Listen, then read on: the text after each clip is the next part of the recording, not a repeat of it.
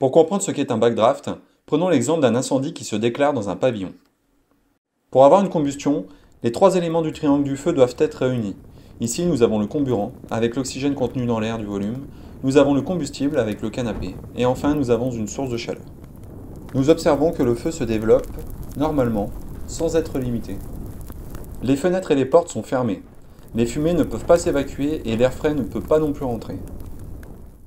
Au bout d'un certain temps, l'intensité du feu va commencer à diminuer, par manque de comburant. On dit que le feu est limité par la ventilation. Pendant cette phase de sous-ventilation, on peut observer que les fenêtres noircissent, à cause de la condensation des fumées d'incendie qui se déposent sur les vitres. Les flammes ne sont plus visibles, le rayonnement de la chaleur est perceptible depuis l'extérieur, et les sons de l'incendie sont assourdis. Des fumées, grasses, chargées et de couleurs inhabituelles peuvent sortir par les interstices des portes ou des fenêtres.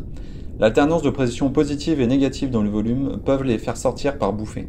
À l'ouverture de la porte, les fumées chaudes vont s'échapper en partie haute et de l'air frais et froid va pénétrer en partie basse. L'apport de comburant va faire revenir les fumées dans leur plage d'inflammabilité et va raviver le foyer. Lorsque ces conditions sont réunies, l'inflammation-explosion des fumées va se produire et créer une boule de feu qui va se diriger vers l'extérieur. Revoyons schématiquement ensemble ce qui s'est passé.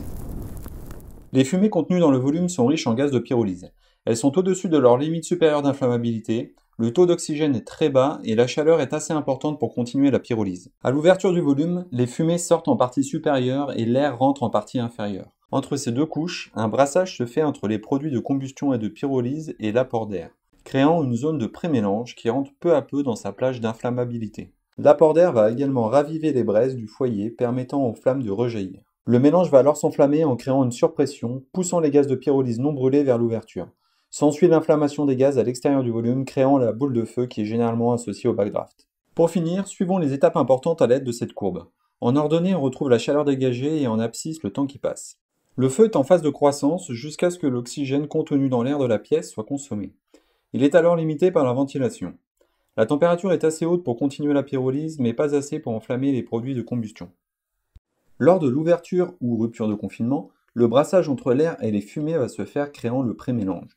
Au contact de la source d'ignition, ce prémélange va s'enflammer, se dilater, provoquant l'expulsion de l'ensemble des fumées vers l'extérieur qui s'enflamment à son tour.